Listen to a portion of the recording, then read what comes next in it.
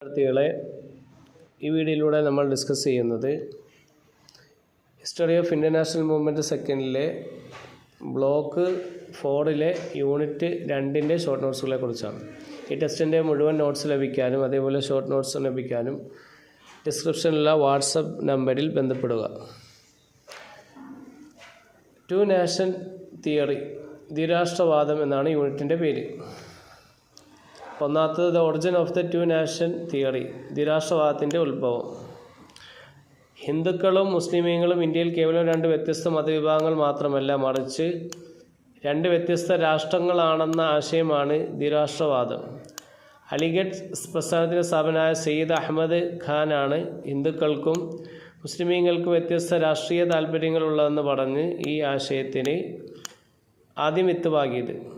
പിന്നീട് 1930 മുസ്ലിം ലീഗ് സമ്മേളനത്തിൽ അധ്യക്ഷ പ്രസംഗം നടത്തുമ്പോൾ വടക്കു പടിഞ്ഞാറൻ ഇന്ത്യയിലെ മുസ്ലിമീങ്ങൾക്ക് പ്രത്യേക രാജ്യം വേണമെന്ന് ആശയം പ്രശസ്ത കവി മുഹമ്മദ് ഇക്ബാൽ വ്യക്തമായി അവതരിപ്പിച്ചു.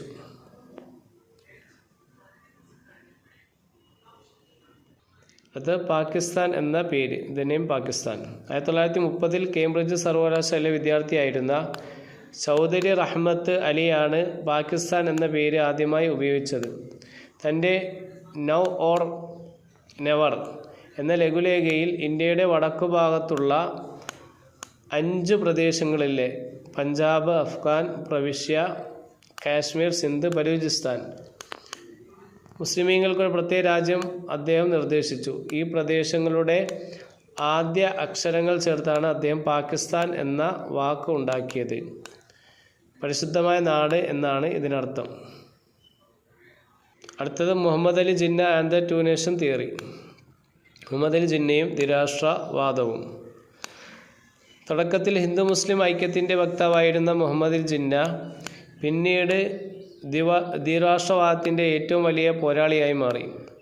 ഇസ്ലാം, ഹിന്ദുമതം എന്നിവ വെറും മതങ്ങളല്ല, മറിച്ച് വ്യത്യസ്ത ചരിത്രങ്ങളും ഇതിഹാസങ്ങളും വീരനായകന്മാരുമുള്ള വ്യത്യസ്ത സാമൂഹിക വ്യവസ്ഥകളാണെന്ന് അദ്ദേഹത്തിൻ്റെ കീഴിൽ മുസ്ലിം ലീഗ് വാദിച്ചു.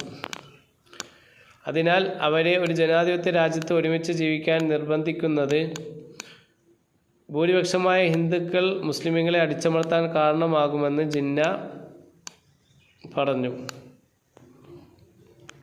അടുത്തത് ലാഹോർ റെസൊല്യൂഷൻ 1940, ലാഹോർ പ്രമേയം. 1940 ലാഹോർ പ്രമേയം. 1940 മാർച്ച് നടന്ന മുസ്ലിം ലീഗിൻ്റെ ലാഹോർ സമ്മേളനത്തിൽ വെച്ച് ദ്വിരാഷ്ട്രവാദം അവരുടെ ഔദ്യോഗിക രാഷ്ട്രീയ ലക്ഷ്യമായി അംഗീകരിക്കപ്പെട്ടു. ഈ സമ്മേളനത്തിലാണ് ചരിത്രപ്രധാനമായ ലാഹോർ പ്രമേയം അഥവാ പാകിസ്ഥാൻ പ്രമേയം പാസാക്കിയത്.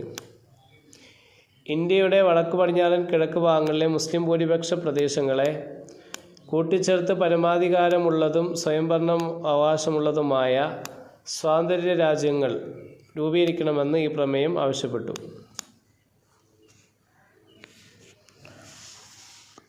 അടുത്തത് rejection by nationalist Muslims and the Congress, ദേശീയവാദികളായ മുസ്ലിമീങ്ങളും കോൺഗ്രസിൻ്റെയും എതിർപ്പ്. ഇന്ത്യൻ നാഷണൽ കോൺഗ്രസും മൗലാന അബ്ദുൽ കലാം ആസാദ്, ഖാൻ അബ്ദുൽ